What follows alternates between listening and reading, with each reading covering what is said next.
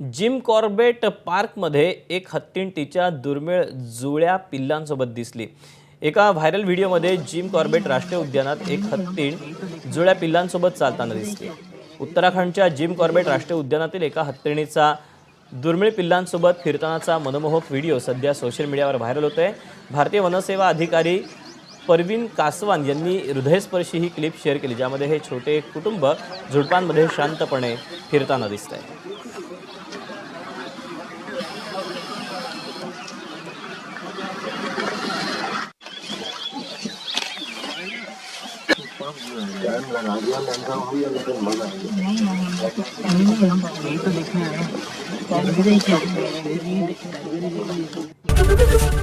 ABP माझा, उघडा डोळे बघा नीट।